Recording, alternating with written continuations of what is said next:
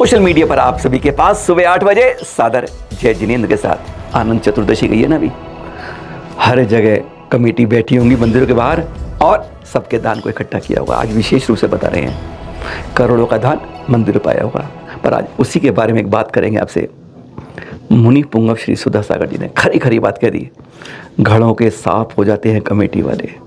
अगर एक का पैसा भी गलत जगह चला गया तो समझ लीजिए, उन्होंने तो नाम लेकर कहा, कमेटी के अध्यक्ष महामंत्री यदि नाम ले लिया कि उन्हें अगले जन्म में सड़क पर खड़े भिखारी का पेटा कुल बनना पड़ेगा। आज हम कमेटियों की सीटों पर इंदौर में देख रहे हैं ना, अजमेर में ये हालत है, दिल्ली में ऐसा कहाँ पर है जहाँ पर ऐसी हालत नहीं है। आज जो कुर्सियों पर चिपक जाते हैं हम और उस समय सोचते हैं कि आज तो मिल रहा है, पर यह नहीं समझ पाते आने वाले कल में क्या होगा। मुनि पुंगव सुधा ने खरी खरी बात कह दी कि अगले जन्म में क्या भिखारी बनना है या नहीं, समझना होगा। सुनिए जरा। ये कमेटियों के मंदिरों के पंच बनना, ट्रस्टी बनना, गणेता सांप बनना ऐसे ही नहीं है रे, बहुत खतरनाक पद है ये पद, मंदिरों के पद पकड़ना बहुत खतरनाक है।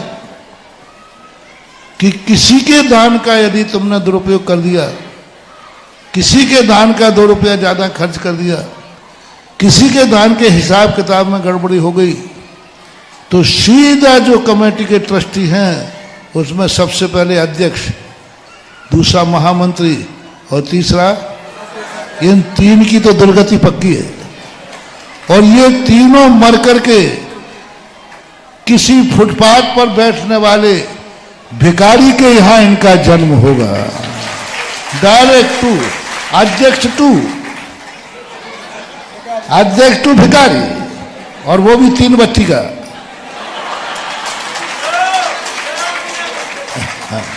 और वंश चौराहे बैठेगा। ये जितने बैठे में रहे समझ लेना किसी ना किसी संस्था के पदाधिकारी रहे होंगे और उन्होंने हिसाब गड़बड़ किया होगा। इसलिए पर कमेटियों को तो मेरा उपदेश यही है कि चाहे घर का हिसाब गड़बड़ हो जाए, लेकिन मंदिर का 1 पैसे का हिसाब गड़बड़ नहीं होने देना। चाहे घर का पैसा दुरुपयोग हो जाए, लेकिन दातार के पैसे का दुरुपयोग नहीं होने देना चाहिए। तुम्हारे कार्यकाल में तुम्हारे पूरी ताकत लगा दो। घर का, जैसे मान लो घर का मकान बन रहा, मंदिर बन रहा, तो घर का मकान छोड़ दो, अरे मंदिर देखो, ये दुर्गति का कारण है। क्योंकि सामने वाला दान श्रद्धा और भक्ति से, उसका अनादर नहीं होना चाहिए, उसका दान का सम्मान होना चाहिए। ये कमेटियों का उपदेश है। और दान देने वालों को तो वो तो दान देता है, अच्छे भाव से देता है, उसके पुण्य में कहीं फर्क पड़ने वाला। आचार्य श्री विमर्श सागर जी, वैसे आप बता देना 10 लक्षण पर्यूषण खत्म होता है ना, तो बस मंदिरों में जो भीड़ भाड़ दिखती थी ना, शोर शराबा चहलकदमी बिल्कुल एकदम शांत हो जाती है, एकदम शांति में। आज इसलिए बात करते हैं, क्या हम और आप अभिषेक करने के अधिकारी हैं? कई बार लगेगा आपको, पर आज हमारे मंदिरों में अतिशय क्यों नहीं होते हैं, चमत्कार क्यों नहीं होते हैं? इसका एक कारण यह भी है कि हम दोष लेकर अभिषेक करते हैं। चिंतन कीजिएगा मनन के अंदर कि हम अभिषेक के अधिकारी हैं या नहीं, ये बता रहे हैं आचार्य श्री विमर्श सागर जी। चतुर्मास चल रहा है कृष्णनगर में, और कृष्णनगर में चतुर्मास से पहले ही उन्होंने ये शुरुआत कर दी, चेतावनी दे दी। क्योंकि ऐसा हम नाम नहीं ले रहे, आज भी हम जानते हैं कई कमेटियों के अंदर इस तरह के लोग हैं और कई जगह पर ऐसे अभिषेक करने वाले गिनती है। कोई रोकता नहीं है उनको, कोई टोकता नहीं है। पर आचार्य श्री विमर्श सागर ने खरी खरी बात कह दी कि इन लोगों को अभिषेक करने का अधिकार नहीं है। मांस खाने वाले को, मदिरा पीने वाले को, गुटखा चबाने वालों को, ये करने वालों को नहीं अधिकार। क्यों है और क्या होता है ये सुनते हैं सीधा। काम की बात है, क्योंकि हम ये नहीं कहते अगर आज तक की गलती की है उसे खत्म करें। और सुनिए आचार्य श्री विमर्श सागर जी क्या कहते हैं, अपने को ध्यान रखिए, जिस कुल में जन्म हुआ है उस कुल की वह तो प्रधानता रखिए। सुनिए जरा। जैन कुल में जन्म लेने मात्र से आपको अभिषेक की पात्रता नहीं मिल जाती। अभी तो आपको अभिषेक के योग्य पात्र बनना चाहिए, और इसके लिए प्राचीन काल से जो भगवान का अभिषेक पूजा करने का अधिकारी है वो अष्टमूल गुण का धारी होता है। और जिनागम में यहाँ तक बताया गया है कि उसे यज्ञोपवीत धारण करना चाहिए। यज्ञोपवीत का धारी ही भगवान की इज्जा यानी पूजा का अधिकारी होता है। लेकिन वर्तमान में आपने यज्ञोपवीत को भी क्या कह दिया, हाँ ये तो ब्राह्मणों का है, ये तो फलाने का है, ये तो ढिकाने का है। यानी आप अपने कुतर्क कहाँ कहाँ से निकालते हैं। ध्यान रखिएगा, अगर कोई अष्टमूल गुण का धारी होगा तो निश्चित है वह मांस मदिरा आदि का त्याग ग्रहण करने वाला नहीं हो सकता, उसका त्यागी होगा। और वह त्यागी होगा तो ही वह भगवान के अभिषेक का अधिकारी हो सकता है। ये बात ध्यान रखिएगा। अगर कोई मांस खाता है, मदिरा पान करता है, गुटखा पाउच आदि मुंह में दबाए घूमता रहता है, और वह जिन मंदिर में सच कहा जाए ऐसे व्यक्ति जिन मंदिर में प्रवेश के भी अधिकारी नहीं है, अभिषेक पूजन तो दूर की बात है। जो मांस मदिरा आदि का सेवन करते हैं उन्हें तो कभी जिन मंदिर में प्रवेश भी नहीं करना चाहिए, क्योंकि ये पवित्र स्थान है। यहां वही आ सकते हैं जो इनका त्याग करने वाले होते हैं। मैं अपने सभी युवा साथियों से ये कहना चाहूंगा कि आप लोगों को अवश्य ही अपने जिन धर्म की यह जिन शासन की गरिमा बना करके रखना चाहिए, और इन चीजों का आपको त्याग कर देना चाहिए। गुरु के चरणों में आकर हाथों में श्रीफल लाकर फिर आपको नियम कर लेना चाहिए। राष्ट्रीय अल्पसंख्यक आयोग, विशेष धन्यवाद यहाँ पर धन्य कुमार जिनप्पा गुंडे जी जैन सदस्य के रूप में जो साथ में हैं, उन्हीं के सहयोग से संभव हो पाया है जो चैनल महालक्ष्मी ने प्रयास किया। बहुत मेहनत करनी पड़ी पर सफल हुआ। ये देख रहे हैं आप, इनवाइट कर रही है राष्ट्रीय जैन तीर्थों के बारे में, और जिसमें इस बार अध्यक्ष तो उपाध्यक्ष तो थे ही, लेकिन अब यह सूचना मिली है कि पहली बार अल्पसंख्यक विभाग मंत्रालय के राज्य मंत्री जॉर्ज कुरियन जी भी उसमें शामिल होंगे। यह हमारे देश के अंदर अल्पसंख्यकों में जैन समाज के लिए पहला ऐसा प्रयास होगा जो इस तरह की एक बैठक कर रहे हैं। इसमें हमें पूरा सहयोग मिला या कहें अगुवाई मिली टी क्षेत्र कमेटी के अध्यक्ष जम्बू प्रसाद जी की। उनके साथ यह संभव कर पाए हम, और उनकी तरफ से यह भी हर को दिया गया है।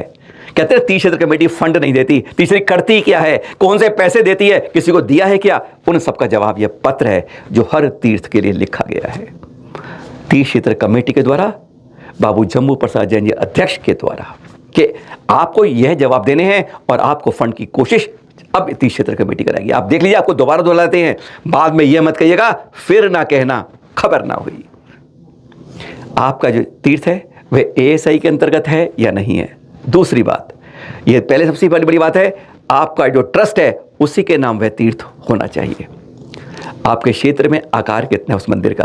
कई बार क्या होता है, जो सरकार कहती है कि आपका आकार तो इतना है पर आप कब्जे करके बड़ा कर लेते हो, पर आपको वो प्रस्ताव देना है जिसमें आपका निश्चित आकार जो आप बता रहे हैं वह होना चाहिए। प्रबंधन का अध्यक्ष कौन है उसकी जानकारी होनी चाहिए आपको। अधिकांश हमारे कई मंदिरों में शिकायत कब आती है तीर्थों में कि उनकी बाउंड्री नहीं बनती है, बाउंड्री लिए फंड नहीं है, तार खींच लिया कहते इसलिए, और फिर वो उसका अतिक्रमण हो जाता है। तो जहां बाउंड्री बननी है उन सब के लिए, अपनी मजबूत बाउंड्री के लिए, और जहां तीर्थ में जीर्णोद्धार होने की आवश्यकता है उन सब के लिए यह फंड की एक प्रकार से बहुत बड़ी पहल तीर्थ क्षेत्र कमेटी कर रही है। जानकारी दीजिएगा। साथ में आपको बताना है कि आपके क्षेत्र में अतिक्रमण तो नहीं है, जो आपका दस्तावेज कहता है उस अनुसार उसकी भी जांच मिलेगी।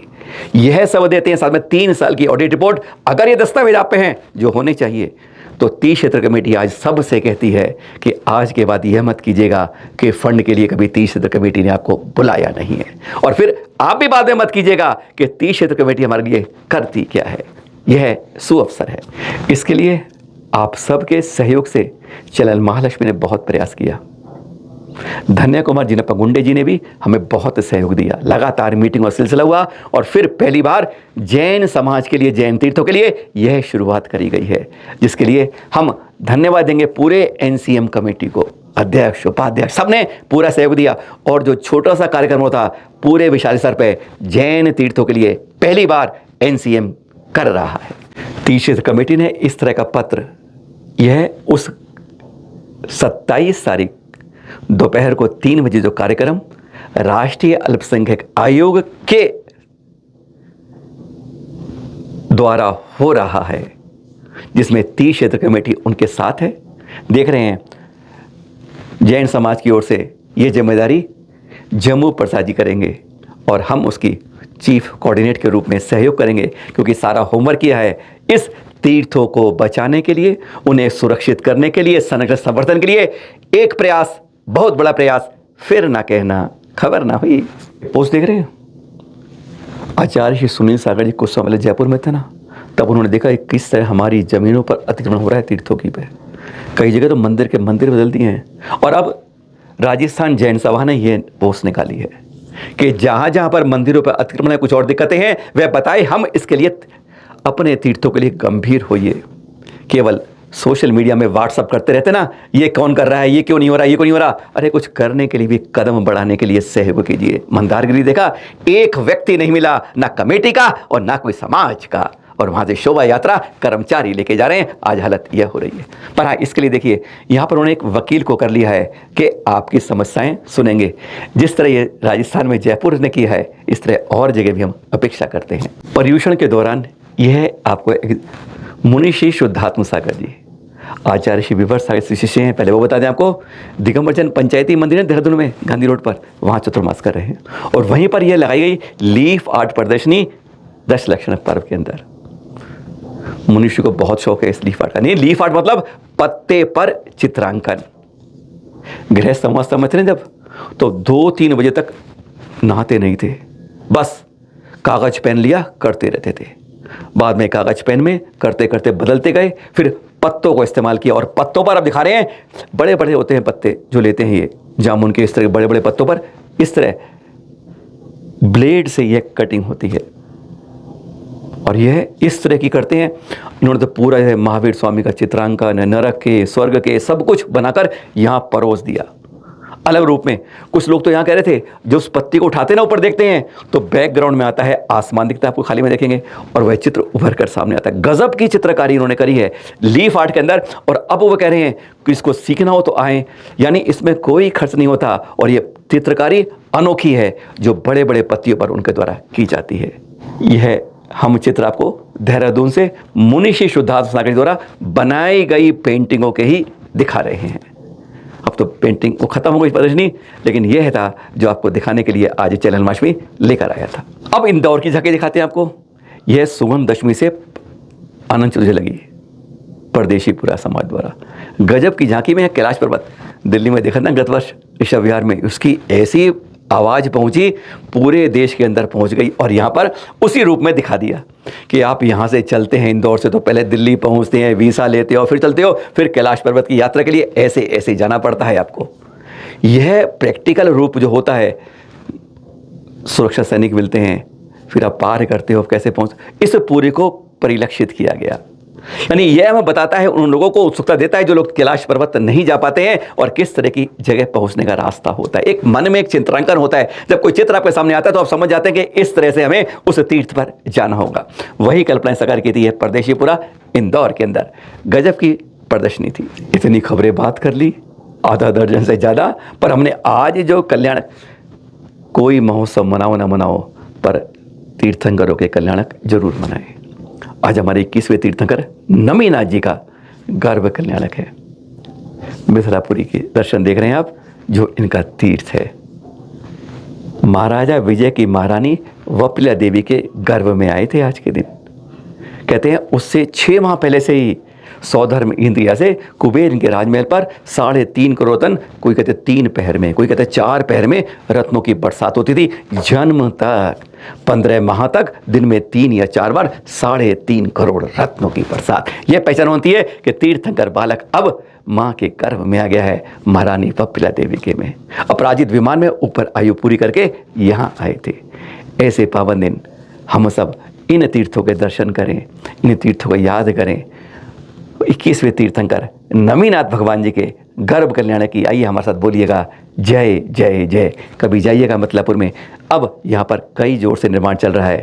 ये एक ऐसा क्षेत्र था जिसका कहते हैं इस तीर्थ का जो सबसे बाद में निर्माण शुरू हुआ है ना। बढ़िया बात। मिलेंगे आपके साथ सुबह शाम 8 बजे सादर जय जिनेंद्र के साथ।